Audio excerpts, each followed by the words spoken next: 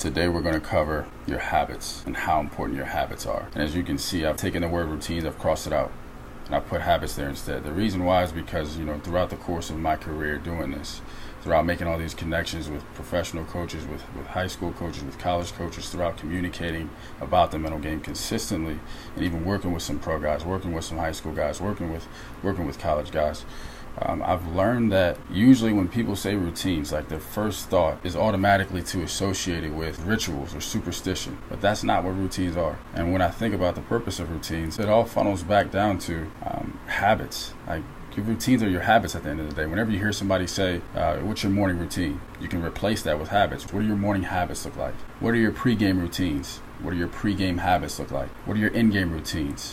What do your habits look like during games?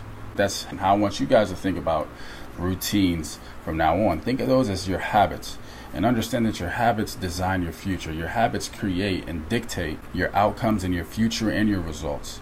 And what I've done is I've laid out things that I think that can really benefit you if you turn them into habits. So throughout this video, I want you to take notes as we go of not only the things that I say, but also, mark down the things that you feel like you can ingrain into your pregame process, your in-game process, your post-game process, because that's what this is about. I'm just here to give you a buffet of information, a template for you to be able to pick and choose the things that you feel like would allow you to be as successful as you possibly can be, because you know yourself better than anybody else. Let's go ahead and let's dive in. Before the games, before every outing that you have, you should always be in preparation mode. So if you're a starter, you want to make sure you're doing things on purpose with a purpose. Everything has to be strategically designed in order to set you up for success. And as you can see, what I have here in the red, it says you don't want to get settled in once a few innings have passed. You want to be settled in before the first pitch is even thrown. And that's 100% true, because so many times I hear, like, man, it usually takes me, 1 or 2 innings to get settled in. It usually takes me a few batters to get settled in. Well, what do we have to do before the game in order to set you up for success, in order to strategically get settled in before the first pitch is even thrown? What do we have to do? And throughout my time doing this, I've found that these are the 4 most effective things that will allow you to get to where you want to be, depending on what you feel like will work best for you. Number 1 is your relaxation work. Progressive muscle relaxation, body scans, even breath work can fall under that. Doing things that allow you to relax, that allow your mind to quiet and get to a calm place. And that's what we want to do before every game. But it's a matter of committing to it and then ingraining it in your process. Next thing is breath work. And remember, breath work influences your state. It influences your physiology. It influences your blood chemistry. It influences the flow of oxygen to your brain. It influences just about everything. Your breath is the unifying link between your mind and your body. So why not do this before every single game? I got 3 different options for you. You can go 3 minutes, you can go 6 minutes, or you can go 9 minutes. It's completely up to you, and you can work your way up. And the reason I have these boxes is for you to be able to check off the things that you feel like if you were to go right now, if you were to do this right now, if you were to prepare for a game right now, what things would you want to do based off of what I'm about to tell you? So the next piece is the concentration grid. So what a concentration grid is it's a big square with a lot of little squares within it. And within those little squares, you have the numbers 1 through 100. So in one square, you're going to have 1. Another square, you'll have the number 50.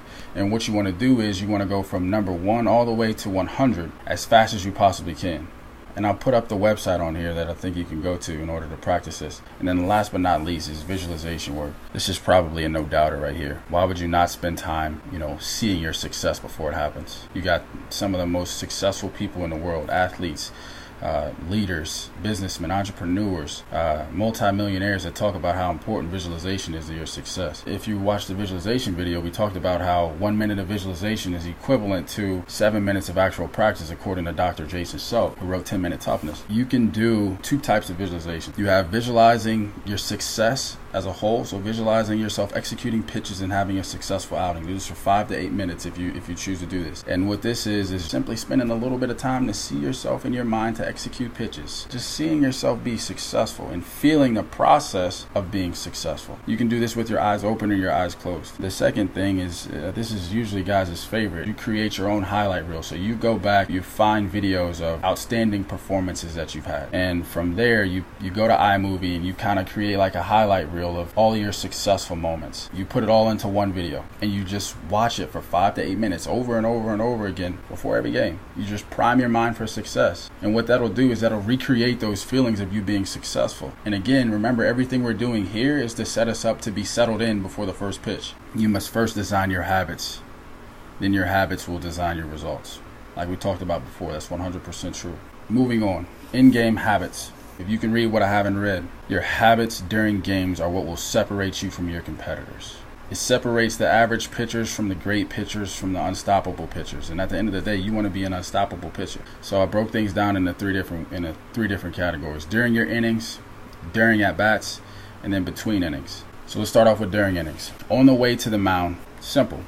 You want to make sure you walk with confidence. You want to make sure you have confident or cocky thoughts only. So telling yourself, like, I'm the best guy out here. Nobody can stop me. Train your mind to think this way, because you have two sides of you. You got a negative side and you got a positive side. That negative side is always the one that's creeping in negative thoughts here and there. That's the voice you don't want to feed. You want to feed the confident, positive, cocky voice. The voice that believes in you. Everybody has two, but you have to become aware of these thoughts and train them to work to your advantage. Next piece, during your warm-up pitches, you want to breathe deeply through your nose and your diaphragm. When I say you want to breathe deeply, through your nose and your diaphragm, this is between each pitch. Consistently focusing on that breath through your nose and through your diaphragm. That way you can go in autopilot mode. With your throwing motion, you want to sync your breathing with it. Some guys like to breathe all the way through their throwing motion. They're inhaling with the load and exhaling with the explode. But the biggest piece is, I have it in red. It's breathe deeply, consistently. Next thing, before stepping on the rubber, confident body language only. And if you're a guy who has more of a killer mentality, like killer instinct, like stare down hitters. Do whatever you need to do in order to be successful. If this is you, then do this and make sure you're always doing it. During your at-bats, your pre-pitch process is essential. We want to make sure it's consistent before every single pitch. So again, between each pitch, you want to be breathing deeply through your nose and your diaphragm consistently. And then once you get to the point where, all right, the catcher gives you the sign, now you take another deep breath, relax your muscles, you lock your eyes on the target, you visualize executing the pitch, and then you go. You let your body organize itself to get the job done. And regardless of the outcome, you go back to that same process the very next pitch, regardless of the outcome. A little side note here too. This is very, very important. If you're ever on the mound and you get distracted, you hear somebody in the stands, or your negative voice starts kicking in, like, you step off. Remember that you control the game. Remember that you're in complete control of the game and that you dictate the pace of the game. So you step off, you breathe, you relax, and then you refocus, and then you get back on the mound. And then after each pitch, again, confident thoughts no matter what the results were from that last pitch. And then between each inning, use that time, if you want to, you can use that time to, focus on your breathing through your nose and your diaphragm. And then you can visualize yourself again executing pitches. It's a great time to get some visualization work in. Now let's move on to the last part, which is your post-game habits, what you do after the game. So this is a time when you go into reflection mode. So before the game, you're in preparation mode. During the game, you're in trust mode. After the game, you're in reflection mode. Reflection is key to growth. Reflection is the key to awareness, to building your awareness and really understanding the results that you're getting. I'll highlight this for you. Read this first paragraph. Your awareness activates your ability to make adjustments. In order to build your awareness, you have to put time aside in order to reflect after every single game. And I'm going to show you exactly how to do that here in a second. And you can see, like, kind of here in the middle, I have in red, own your outcomes. Adversity plus reflection equals progress. Success plus reflection equals progress. Study your failures and study your success. And this is probably the most important thing I can tell you as a pitcher. You have to digest the things that you did right and the things that you did wrong. But what most people usually do, what most pitchers usually do, is they have a little bit of failure and then they don't want to think about it. They completely dismiss it. That's not what you want to do. You never want to dismiss your failures, ever. That will decrease your awareness. You always want to address the mistakes that you make in a structured way. And then when it comes to your successes, you want to study your success as well. And I know a lot of guys are sometimes superstitious and they're like, oh man, I'm going really well right now. Like, I don't need to look at what I'm doing. Yes, you do. You should always be looking for ways to grow. So you have three great outings in a row. You did everything right. You go back and you make sure you put those things down somewhere that you can go to, which will go down here. So always, this is the reflection piece. Always have a consistent go-to for notes, whether it's a notebook, whether it's iPhone notes, whether it's Google Docs. The goal here is to understand what you're doing when you're successful. That way, anytime you start feeling off, whether it's mentally or mechanically, now you have something to go back to and minimize that process of struggle. It's so that you can set yourself up for success in the future. So you can minimize times of struggle in the future.